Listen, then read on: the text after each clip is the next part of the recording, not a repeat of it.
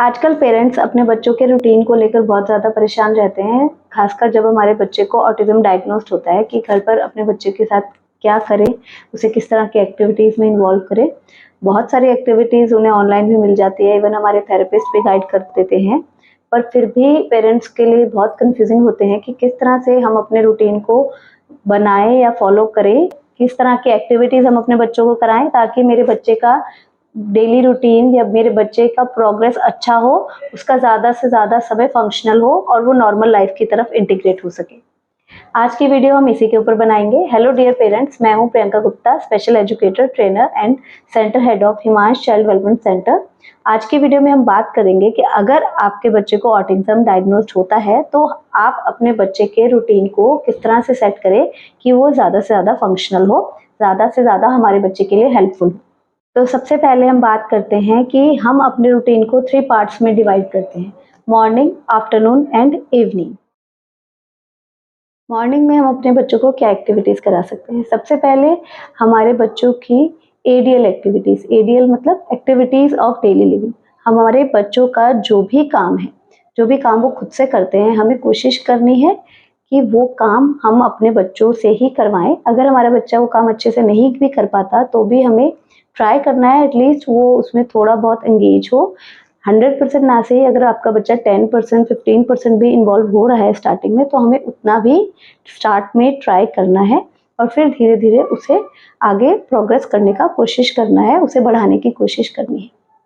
हमारे बच्चे अगर अपनी डेली रूटीन की एक्टिविटीज़ जैसे कि मॉर्निंग में ब्रश करना, नहाना, अनड्रेस होना, कपड़े पहनना, बाल बाना, ये सब काम खुद से करते हैं, एटलीस्ट उनमें एंगेज होते हैं, तो उनमें अपने कामों के कंसेप्ट्स भी धीरे-धीरे क्लियर होंगे और साथ ही साथ ये भी एक तरह से एक्टिविटीज़ हैं जो उनकी ग्रॉस मोटर स्किल्स, उनकी फाइन मोटर स्किल्स को इम्प्रूव करती हैं। इसी के साथ-साथ हमें अपने बच्चों की सेंसरी डाइट के ऊपर भी ध्यान देना है। सेंसरी डाइट में हम मॉर्निंग में अपने बच्चों को क्या करवा सकते हैं? मॉर्निंग में हम अपने बच्चों को मॉर्निंग वॉक के लिए लेके जा सकते हैं, उन्हें रनिंग करवा सकते हैं, साइक्लिंग करा सकते हैं, जंपिंग करा सकते हैं, पार्क लेके जा सकते हैं और नहीं तो हम घर पर अपने बच्चों को एनिमल वॉक्स करा सकते हैं। एनिमल वॉक्स हमारे बच्चों की हाइपर एक्टिविटी को रिड्यूस करने में, उन्हें काम करने में बहुत ज़्यादा हेल्पफुल होती है। हमारे बच्चों के लिए किस तरह के एनिमल वॉक्स हम कराएं, इसके ऊपर मैंने एक अलग से वीडियो भी बनाया हुआ है, जिसका लिंक आपको डिस्क्रिप्शन बॉक्स में मिल जाएगा। ये बहुत ही ईजी वॉक्स हैं और बहुत ही बच्चे इन वॉक्स को बहुत ज़्यादा इंजॉय भी करते हैं और ये बहुत ही आसान है करने में, जिससे हम अपने बच्चों को सेंसरी डाइट भी दे रहे हैं और साथ ही साथ उनके हाइपर एक्टिविटी को भी रिड्यूस कर रहे हैं। इसके बाद हमारे बच्चे अगर स्कूल जाते हैं तो उनकी स्कूलिंग होगी, या फिर अगर वो किसी भी तरह की थेरेपी ले रहे हैं घर पर या बाहर, तो उनका थेरेपी टाइम हो जाता है। तो ये मॉर्निंग का टाइम उनकी एडीएल, सेंसरी डाइट और उनकी थेरेपीज या स्कूलिंग के लिए हमारा फुल हो जाता है। उसके बाद हम बात करते हैं आफ्टरनून की। आफ्टरनून में हमारे बच्चे बहुत ज़्यादा एक्टिव नहीं होते हैं। अगर छोटे बच्चे हैं तो बहुत बार बच्चों का स्लीपिंग टाइम भी होता है, तो ठीक है, हम अपने बच्चों को स्लीप टाइम दे सकते हैं। पर साथ ही साथ हम कोशिश कर सकते हैं कि अगर हमारे बच्चे बड़े हैं तो हम आफ्टरनून में थोड़ा बहुत उन्हें प्रिस्क्राइब थेरेपी, या अगर हमें घर पर थेरेपिस्ट ने या आप कुछ एक्टिविटीज़ उन्हें करा रहे हैं तो आप घर पर उस समय उन्हें सिटिंग में टेबल टॉप एक्टिविटीज़ थोड़े समय के लिए करा सकते हैं। उसके बाद हमें उनके लिए भी और अपने लिए भी, दोनों के लिए फ्री टाइम रखना है। फ्री टाइम से हमारा मतलब है कि उस समय में हम अपने बच्चों को कोई भी किसी भी तरह की रोक टोक नहीं करेंगे, किसी भी तरह की इंस्ट्रक्शंस नहीं देंगे। वो समय हमारा और हमारे बच्चों दोनों के लिए बिल्कुल फ्री होगा, बिल्कुल रिलैक्स टाइम होगा। जो भी हम करना चाहते हैं, चाहे आप एज एन पेरेंट्स, आपको जो भी अच्छा लगता है आप भी कर सकते हैं और अपने बच्चों को भी थोड़ा सा स्पेस दीजिए, उन्हें जो भी अच्छा लगता है वो उन्हें करने दीजिए। हाँ, आपको उन पर सुपरविजन रखना है, हाँ, उनकी सेफ्टी का ध्यान रखना है। बाकी उसके अलावा हमें किसी भी तरह का स्ट्रेस नहीं लेना है। अपने बच्चों की छोटी-छोटी एक्टिविटीज़ या जो भी काम वो कर रहे हैं, अगर उनको कोई भी सेंसरी नीड है, वो किसी भी तरह की सेल्फ स्टीमिंग बिहेवियर कर रहे हैं, तो उसको देखकर बहुत ज़्यादा पैनिक नहीं करना है। हम उन्हें एंगेज करने की कोशिश कर सकते हैं बीच-बीच में किसी काम के लिए, बट उन्हें बहुत ज़्यादा इंस्ट्रक्शंस, बहुत ज़्यादा रोक-टोक नहीं करनी है। इसके बाद हम इवनिंग की बात करते हैं, तो इवनिंग में हम अपने बच्चों को, या नाइट टाइम की बात करते हैं, तो हम हमेशा गोल रखें कि इवनिंग में भी हम अपने बच्चों को सेंसरी डाइट के रूप में पार्क लेके जा सकते हैं। और हमेशा पेरेंट्स हमें कोशिश करनी चाहिए कि हम अपने बच्चों को, आजकल न्यूक्लियर फैमिलीज है, घर पर बच्चे एक हैं तो उनके पास बहुत ज़्यादा एक्सपोजर्स नहीं है, तो आप पार्क का या किसी भी तरह का गार्डन एरिया जो भी आपके आसपास है जहाँ पे बच्चों को सोशलाइजेशन मिल सकती है, आप उन्हें वहाँ ज़रूर लेके जाएं। जहाँ पर बच्चा फ्री है वो और बच्चों को ऑब्जर्व कर सकता है। बच्चा स्लाइड्स ले सकते हैं, बच्चे जंगल जिम है, बहुत सारी डिफरेंट स्विंग्स हैं जिन पे बच्चों को सेंसरी नीड्स भी उनकी पूरी होती है, उनकी हाइपर एक्टिविटी भी रिड्यूस होती है और उन्हें एक सोशलाइजेशन का एक अच्छा एनवायरनमेंट मिलता है। अगर वो सोशलाइज नहीं भी हो रहे हैं तो एटलीस्ट वो किसी न किसी एक्टिविटी में इन्वॉल्व हो रहे हैं, किसी न किसी प्ले में इन्वॉल्व हो रहे हैं, आप चाहे वो आप ही के साथ हो रहे हैं। उसके बाद वो धीरे धीरे उस एनवायरनमेंट को अडेप्ट करेंगे और अपने आसपास के बच्चों को नोटिस करना स्टार्ट करेंगे और फिर धीरे धीरे हम कोशिश कर सकते हैं और बच्चों के साथ खुद खेलें और उन्हें भी उसमें इन्वॉल्व करने की। तो इवनिंग में हम अपने बच्चों के लिए पार्क का रूटीन हमारे लिए सबसे बेस्ट है। अगर आप सोच रहे हैं हम पूरा दिन किसी ना किसी थेरेपी या किसी ना किसी एक्टिविटी में उन्हें इन्वॉल्व करेंगे तो इतना अच्छा प्रोग्रेस हमें नहीं मिलेगा। अगर हम नेचुरल तरीक़ों से भी उन्हें एक्सपोजर या उन्हें चांस दें अलग अलग चीज़ों को एक्सप्लोर करने का, तो वो उनके लिए ज़्यादा बेनिफिशियल है। इसी के साथ जब भी हम बच्चों को पार्क से या इस तरह की कुछ भी ग्रुप हम उन्हें दे सकते हैं तो हमें ज़रूर देना है।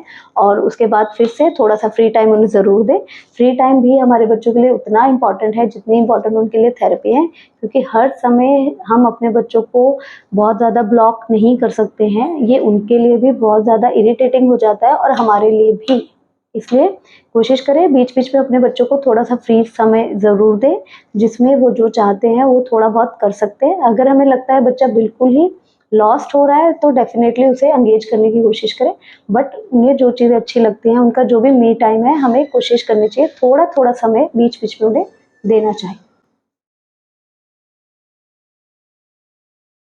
इसके बाद नाइट टाइम में हम बात करते हैं बच्चों की एडियल एक्टिविटी में। हमारे बच्चों की ईटिंग भी बहुत इंपॉर्टेंट है। हमें हमेशा हमारा गोल है कि हमारे बच्चे अपनी एडियल एक्टिविटीज़ में धीरे धीरे इंडिपेंडेंट हो। इसके लिए अगर खाना खाने में भी अगर आप ही उन्हें हमेशा फीड कराते हैं तो हमें इस चीज़ को धीरे धीरे कम करना है। अगर बच्चा पूरी तरह से पेरेंट्स के ऊपर डिपेंडेंट है तो सबसे पहले आप ड्राई फूड से स्टार्ट कर सकते हैं। हम ड्राई चीज़ें उन्हें खाने के लिए दें, वो चाहे उसे स्पिल करे या गंदा करे, आप कोशिश करें कि थोड़ा थोड़ा आइटम उनके हैंड में दें ताकि वो खुद से खाना सीखें।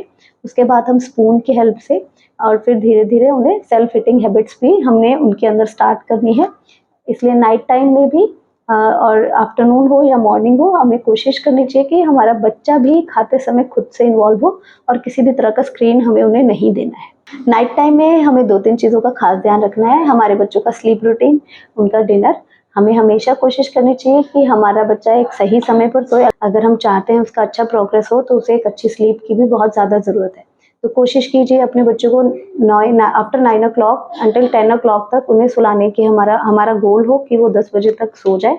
और अगर हमारा बच्चा 10 o'clock सोता है तो उसका डिनर कम से कम उससे 2 घंटे पहले ही हो जाना चाहिए। उसे सुलाने से पहले हम कुछ रूटीन बना सकते हैं जो हमारे बच्चों के लिए एक इंडिकेशन होगा कि अब सोने का समय हो रहा है। जैसे कि आप कपड़े बदलना, कि नाइट वेयर्स पहनना एक हमारा स्लीप रूटीन हो सकता है। बेड टाइम स्टोरी सुनाना या लाइट्स को डिम करना या बिल्कुल काम म्यूजिक सुनना, ये सब हम अपने रूटीन में डाल सकते हैं। ज़रूरी नहीं कि आप ये सभी चीज़ें अपने रूटीन में ऐड ऑन कर लीजिए। अगर आप इनमें से 1 या 2 भी करते हैं तो भी हमारे बच्चे के लिए वो मोर देन सफिशिएंट है, जिससे उसे एक आइडिया लगता है, उसके ब्रेन को एक सिग्नल जाता है कि हमारा अब सोने का समय हो रहा है और वो धीरे धीरे हमारे लिए उसे सुलाना भी ईजी टास्क हो जाता है। सोने से पहले हमें हमेशा ध्यान रखना है कि 2 घंटे के बीच में हमें अपने बच्चों को कुछ नहीं खिलाना है और उसी के साथ कम से कम 1 घंटा पहले से हमें हर तरह का स्क्रीन बंद कर देना है। हमें किसी भी तरह का स्क्रीन अपने बच्चों को नहीं देना है और ऐसी एक्टिविटीज़ में उन्हें इन्वॉल्व नहीं करना है जिसमें वो बहुत ज़्यादा उनका ब्रेन इन्वॉल्व होता है।